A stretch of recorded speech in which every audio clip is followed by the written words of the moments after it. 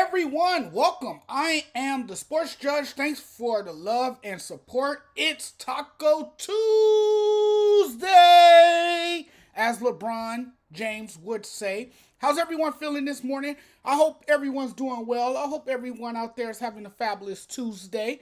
The NBA playoffs are finally here. The play-in tournament kicks off tomorrow. It's going to be some fun, compelling matchups. We got some great matchups. We got one to talk about right now, actually.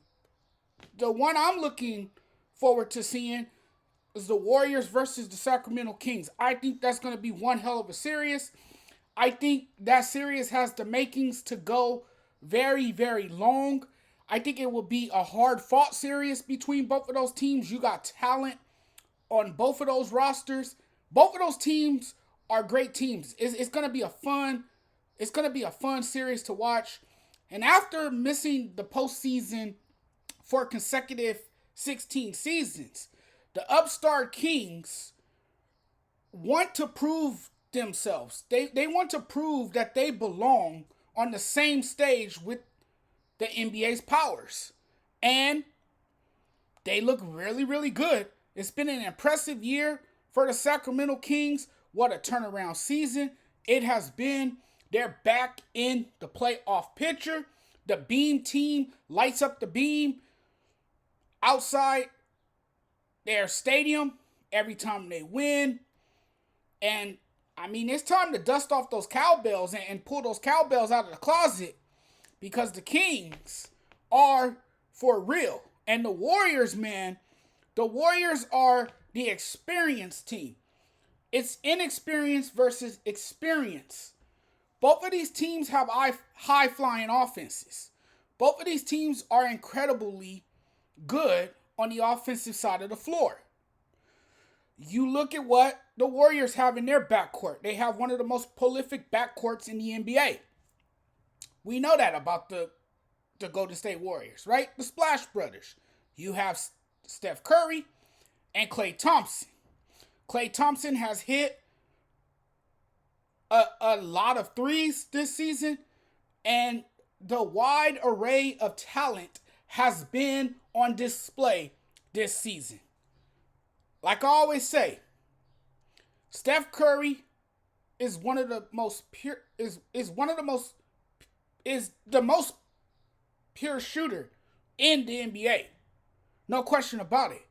Klay Thompson is pure as well. You won't find any better marksman in the league than those two guys. But you look at this Sacramento Kings team, and you can't count them out. This is going to be one hell of a series. You got some great matchups in this series. The Warriors are among the favorites to win this series, primarily because of their experience and because you can never bet against Steph Curry. Now, you can't count out the Sacramento Kings either.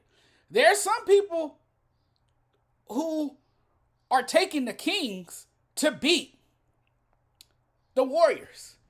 The Warriors' only flaw is pulling out victories on the road. That seems to be a big problem. That has been an anonymous sign for trouble for the Golden State Warriors, right? They have not been able to get it done on the road. I don't know what it is. They just can't win on the road. They prefer to win at home. But Steph Curry and Klay Thompson know that the playoffs is a different animal, and they will deliver a show and tell for all of us. They always do that. They deliver a show and tell on their ability to take over basketball games, to rise to the challenge. And they can ignite one of the best stretches in a series. That's just how great they are. So I wouldn't be surprised if we see a masterpiece from both of those guys, if those guys turn it on. And you can't be surprised if they have this great scoring run, or they display they display great shooting in big moments of the game. And it could turn out to be historic. You never know with them. But the Kings, they have Sabonis. And Sabonis is a legitimate top 5 center in this league. No question about it. His skill is complete from passing to playmaking to shooting from all 3 phases. From all 3 levels, really. And the best component of his defense, when you look at his game, is rebounding. He led the NBA in that category, averaging 12.3 per game. So, I mean, it's going to be fun to see him, match up against Green. Now, Green is 6'6". He's a 6'6" power forward, but he relishes defending elite centers, regardless of their size. Sabonis is 7'1", and he's tough on offense. But Green usually prevails in matchups like this. This will be quite challenging for him. Now, the hope is that the Warriors will also get back Andrew Wiggins. He is expected to be cleared as anticipated, and he'll start with Green. I think Wiggins is going to have to be that impactful player that he was a year ago. Not just on the defensive end of the floor, but on the offensive side of the floor as well, because he's a two-way player. He can score, he can put the ball in the basket, and he could be that tenacious defender that you need him to be. You know, you like his tenacity, you like his explosiveness, you like how he can dictate the flow of a game, how he can be dynamic out there on the floor. And so I think he's going to have to be that player that makes a big impact. But Green and Wiggins are superior defenders. We know that about them, right? Wiggins can score. That's going to be crucial. Again, that's going to be crucial to the Warriors achieving this season. He had a tremendous postseason last season. You know, so they're going to need him. They're going to need him to be that guy. And then the Kings got a veteran in Harrison Barnes, the ex-Warrior, by the way. Then you have rookie Keegan Murray, who was a fixture in the lineup from the start. Both of them are capable of playing small. And that's the thing with the Warriors. They can play small. They have the ability to stretch the floor and will threaten Golden State's defense. No question about it. They will threaten Golden State's defense. That's what I like about the Kings. They can spread the floor. They're a scrappy bunch. They're very aggressive. And Wiggins versus Murray will be a great matchup to watch as well. They're of similar size. But I think the question that remains is how effective will Wiggins be? At least in the first few games. I think that's the big question. The Warriors, man, they got talent on that roster. It's unbelievable. There's so much star power in this series. Wiggins' experience and versatility gives the Warriors the best chance to win, and then Steph Curry and Klay Thompson. I like the Warriors in 6 because of their experience. You know, you got pure snipers in Thompson and, of course, Steph Curry. You got guys who are willing to shoot it from a distance. And, you talk about Steph Curry. He is the all-time leader in three-point shots. Then you look at Klay Thompson.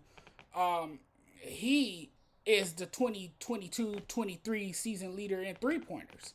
So that tells you right there, they represent the most productive backcourt in NBA history and have been demolishing defenses for a long time now. It's nothing new with them, you know. And then you look at the Kings, man. De'Aaron Fox, man, what a season he has had. He's been sensational. I mean, he has flown under the radar, to be quite honest with you. And that's because of the Kings' perpetual mediocrity. That's because they're a small market, you know. But when you look at this team, man, they have scrappy guys. They have guys that can defend. Uh, they have uh, excellent center. They have great guard play, excellent stellar guard play with De'Aaron Fox. And De'Aaron Fox has averaged a team high 25 points on a staggering 51.2% shooting and was the league's most productive clutch player. That's another thing. He is a clutch player. He's clutch in the big moments. He's a closer. Every team needs a closer, and De'Aaron Fox has proved time and time again that he can close in big games. And then you got Kevin Huerter, who was acquired from the Hawks last summer. He shoots 48.5% from the field, including 40.2% from distance, so he's a pretty good three-point shooter. He and Fox can find the hoop. I'm telling you, man. I mean, they can flat out play. But the thing that lacks is that they are not anywhere close to defending at an elite level. I think that's the thing that hurts them the most. But I'm going to give the edge to the Warriors. The Warriors, they have a pretty good bench. I expect the Warriors to rotate their players. They have a great rotation to involve 9 players, which mean they can use guys like Jonathan Kuminga, Dante DeVince. I always mess up on his name, but you guys know who I'm talking about. Gary Payton II, who's a great defender, by the way. And then Jordan Poole, who becomes a streaky shooter at times. Hopefully he gets going again and has another legendary postseason run as well. Mike Brown has done a great job coaching this Sacramento Kings team. He has been part of the turnaround, has engineered a turnaround in Sacramento. The Kings are back. I think, quite honestly, he should win Coach of the Year. He's well deserving of it. I think the people have spoken, and I think most would agree that he should be named NBA Coach of the Year.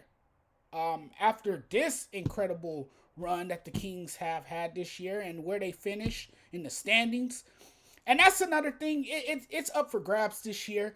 The West doesn't really have a team that stand out. No one really dominated in the West this year. There was no team that ran away with it. So, I mean, when you look at the Western Conference and the playoff standings, it's wide open. It's anyone's ball game. The door is wide open. But I'm going to have to go with the Warriors. I think the Warriors are the better team. I think the Warriors are well equipped. I think they got a bunch of great names. And again, you look at that backcourt, I mean, it's just terrifying. It's scary what that team can do. And we all know, come playoff time, the Warriors are a completely different team. Thank you guys for watching. I'm checking out now. You guys have a wonderful day. I'll be back later on. I'm going to do another video. I'm going to do a video on the Clippers and the Suns. I'm going to break down that matchup and give you my thoughts on that series and who I think can win that series. That's going to be another intriguing matchup as well. The Clippers and the Suns. I think that's another great series to actually watch as well. It's must-see TV. But we'll talk very soon, guys. You guys have a wonderful day. See you guys when I see you guys again. Peace.